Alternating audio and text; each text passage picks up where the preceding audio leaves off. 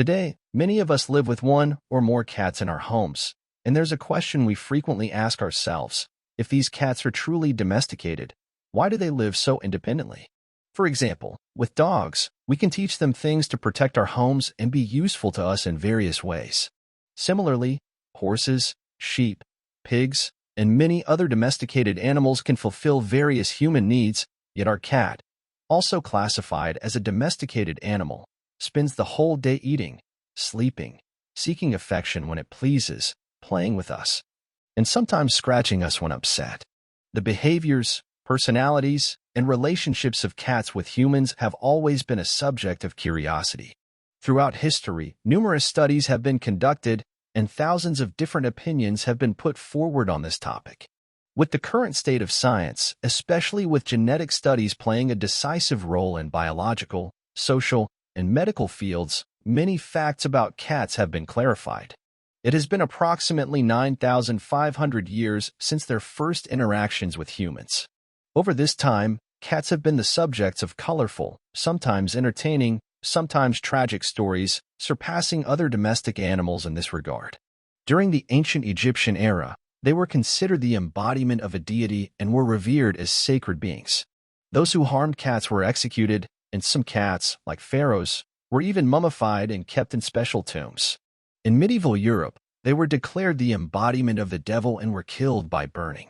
Throughout different ages, these animals, both associated with gods and demons, have been the focus of various myths and legends.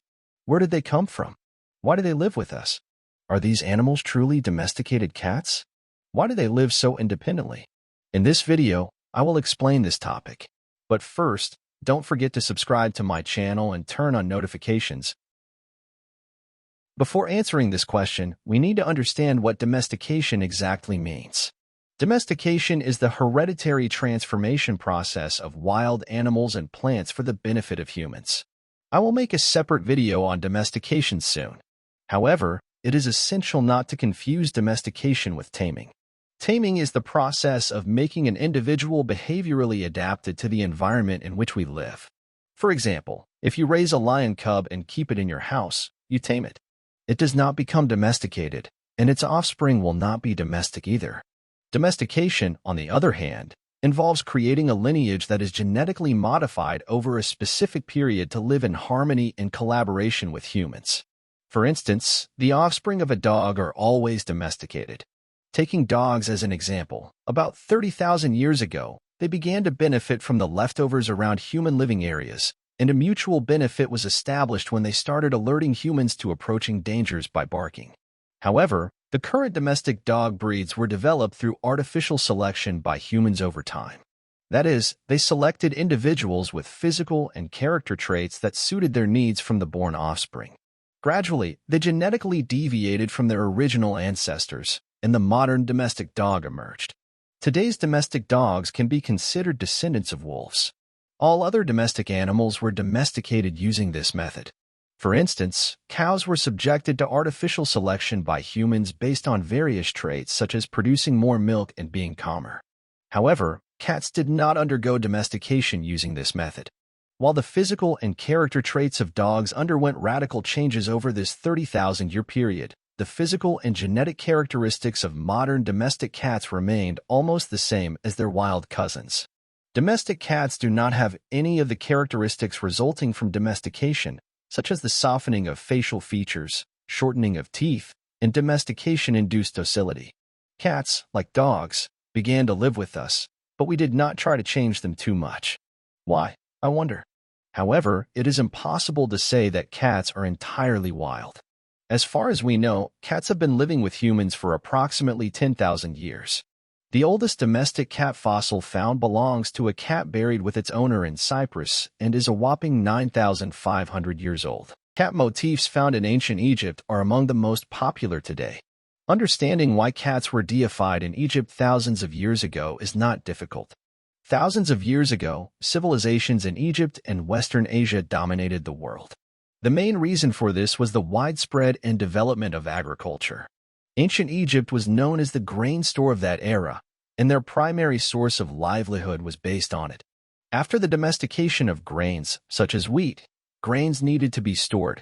and this attracted rodents to the grain storage areas. Cats followed them, similar to how dogs spontaneously joined hunting parties in the Paleolithic era. When the Egyptians noticed that cats were eating these rodents, they protected and encouraged their reproduction. Over time, they became dependent on cats and deified them. Cats did not seem to mind this situation too much. However, the deification of cats proved to be the downfall of the Egyptians during their wars with the Persians. Cats played a crucial role in their defeat. While 50,000 Egyptians died, the Persians lost only 7,000 soldiers. Do you know why? Persian commanders tied cats to the bodies of their soldiers, and when Egyptian archers saw this, they refused to shoot arrows. This event led to Egypt being under Persian occupation for 200 years. It's not the fault of the cats, in my opinion. It's more of a problem with human intelligence. Don't worry, it's not much different today. Here is where cats and humans suddenly found themselves intertwined with each other, thanks to mice and insects. Geneticist Claudio Ottoni, in his studies with his team, compared the mitochondrial DNA of ancient cats and modern cats, starting from 9,000 years ago.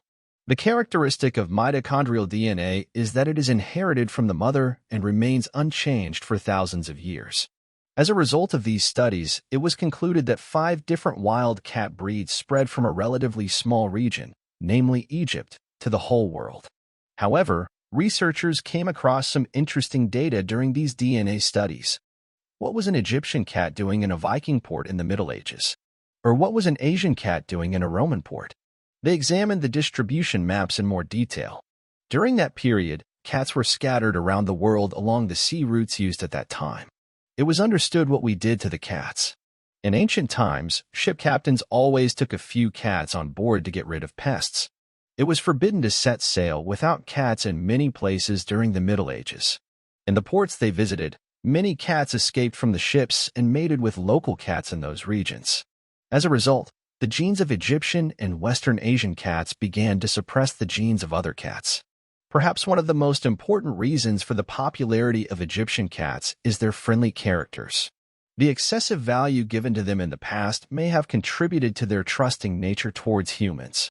In short, the characters of cats that were kept as gods by humans in Egypt for more than 1,000 years changed. They evolved into cats that were more gentle and learned to live with humans, unlike wild cats, passing on these behavioral traits to their offspring genetically. Today, all cats in the Mediterranean region are descendants of their Egyptian ancestors. Here is where the answer to the question, are cats domesticated,